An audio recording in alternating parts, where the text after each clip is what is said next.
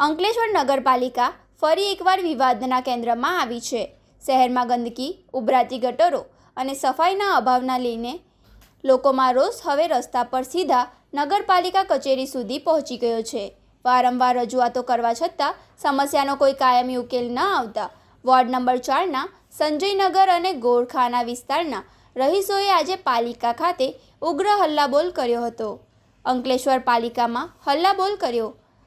ગંદકી અને ઉભરાતી ગટરોથી ત્રસ્ત ward number 4ના રહીશોનો હંગામો મચાવ્યો હતો। મોટી સંખ્યામાં પાલિકા કચેરીએ પહોંચેલા સ્થાનિકોએ પોતાની રોજિંદી સમસ્યાઓને લઈને ભારે વિરોધ નોંધાવ્યો હતો। સ્થાનિકોએ આક્ષેપ કર્યો છે કે તેમના વિસ્તારમાં લાંબા સમયથી ગંદકીના ઢગલા જામ્યા છે અને ગટરો ઉભરાઈ રહી છે, જેના કારણે દુર્ગંધની સાથે રોગચાળો ફેલાવાનો ભય પણ ઊભો થયો છે। અનેક વખત લેખિત અને મૌખિક રજૂઆત કરવા છતાં જવાબદાર તંત્ર દ્વારા માત્ર આશ્વાસનો જ આપવામાં આવ્યા છે। જમીન પર કોઈ કામગીરી થઈ નથી। આક્રોશિત લોકોએ પાલિકા પ્રમુખ, ચીફ ઓફિસર અને સંબંધિત ચેરમેન સમક્ષ પોતાની વ્યવસ્થા વ્યક્ત કરી હતી। નગરપાલિકા અગાઉ પણ અનેક મુદ્દાઓને લઈને વિવાદમાં રહી ચૂકી છે।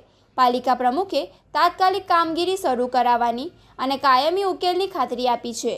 ત્યારે હવે સૌથી મોટો પ્રશ્ન એ છે કે શું આ વખતે લોકોને ખરેખર રાહત મળશે કે પછી ફરી માત્ર કાગળ પર જ વચનો જ સાબિત થશે। શહેરની જનતા હવે માત્ર આશ્વાસન નહીં પણ નક્કર પરિણામો ઈચ્છી રહી છે। અંકલેશ્વર વોર્ડ નંબર 4 સંજયનગર અને ગોળખાના બંને વિસ્તારોની અંદર આ વરસાદી કાસને લઈને ખૂબ જ સમસ્યાઓ, ગંદકીની, ગટરની, કચરાની ઘણી બધી સમસ્યાઓ પ્રજા મને કહેવા આવે છે। હું વારે ઘડી અહીંયા ફોન કરું છું પણ મારા ફોન રિસીવ કરવામાં નથી આવતા। તેથી આજે પ્રજા કંટાળીને અહીંયા નગરપાલિકામાં ચેરમેન સાહેબ અને પ્રમુખ સાહેબ પાસે આવ્યા છે કે એ અમારી સમસ્યાઓ સાંભળે અને સમસ્યાઓનું નિરાકરણ વહેલી તકે લાવે।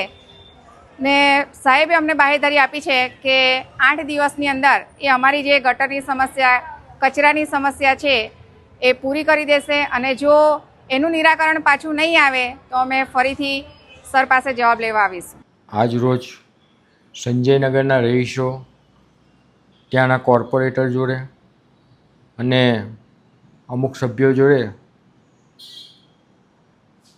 રજૂઆત માટે આવ્યા હતા।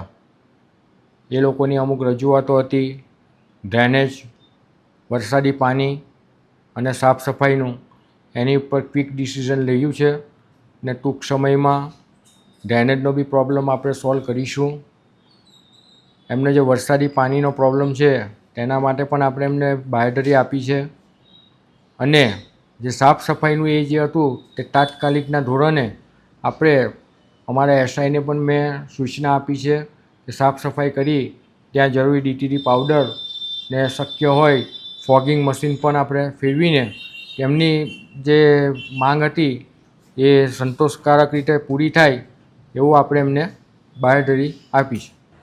આજ રોજ અંકલેશ્વર નગરપાલિકા વોર્ડ નંબર 4ના રહીશો સંજયનગર અને ગોળખાના વિસ્તારની સમસ્યાને લઈને અહીંયા રજૂઆત માટે કરવા માટે આવ્યા હતા। નગરપાલિકાના અધિકારીઓ, નગરપાલિકાના ચેરમેનો કોઈની સાંભળતા નથી। નગરપાલિકાના સભ્યશ્રી અધિકારીઓને ફોન કરે તો પણ નગરપાલિકાના અધિકારીઓ સભ્યશ્રીનો ફોન નથી ઉચકતા, જે પ્રજાના પ્રતિનિધિ તરીકે ચૂંટાઈને આવ્યા છે। આજે સભ્યનો ફોન નથી ઉચકતા હોય તો આજે પ્રજામાંથી કોનું ફોન ઉચકશે? આજે નગરપાલિકા પ્રમુખ અને નગરપાલિકા ચીફ ઓફિસરને અમે રજૂઆત કરવા માટે આવ્યા હતા। સંજયનગર ગોળખાનાની અંદર જે પાણીના પૂર આવવાથી માટે ગંદકી થઈ છે એના માટે ત્યાં ગંદકીને દૂર કરવા માટે ગટરોની સમસ્યા, ડોર ટુ ડોરની સમસ્યા, બધી સમસ્યા માટે પ્રમુખશ્રીને રજૂઆત કરવા માટે આવ્યા હતા અને પ્રમુખશ્રી અને ચેરમેનશ્રી અને નગરપાલિકા ચીફ ઓફિસરની સામે મેં એમને એક વચન આપ્યું છે અને હું પૂરું કરીશ। જો નગરપાલિકાના અધિકારીઓ ગટરની સમસ્યાનું નિરાકરણ નહીં લાવે તો ગટરનું પાણી નગરપાલિકામાં લઈને હું આવીશ। નગરપાલિકાએ એફઆઈઆર કરાવી હોય તો એફઆઈઆર કરાવે, નગરપાલિકાએ મને જેલમાં મોકલવું હોય તો જેલમાં મોકલે। હું મારી પ્રજા માટે જેલમાં જવા માટે તૈયાર છું। આને ધમકી ના સમજતા, આ વસ્તુ થઈને રહેશે। એ મારી આ નગરપાલિકાની અંદર આ એક તમને વચન આપું છું કે આ વસ્તુ હું કરીને રહીશ ને એ પાણી ક્યાં જશે તે તો તે દિવસ જ ખબર પડશે. પણ નગરપાલિકા પ્રમુખે અને ચીફ ઓફિસર સરે અમને બાહેધરી આપી છે કે આ 8 દિવસની અંદર તમારી સમસ્યાઓ બધું નિરાકરણ આવી જશે. સંજયનગર અને ગોળખાનાની અંદર જે તમારી સમસ્યા છે એ પૂરી કરી દેવામાં આવશે. એટલે અમે એ બાહેધરી લઈને આજે જઈ રહ્યા છે. જોઈએ 8 દિવસની અંદર શું થાય છે કામગીરી, પછી અમે અમારું નિર્ણય લઈશું કે અમારે શું કરવું છે પ્રજાને સાથે રાખીને. જય હિન્દ, જય ભારત.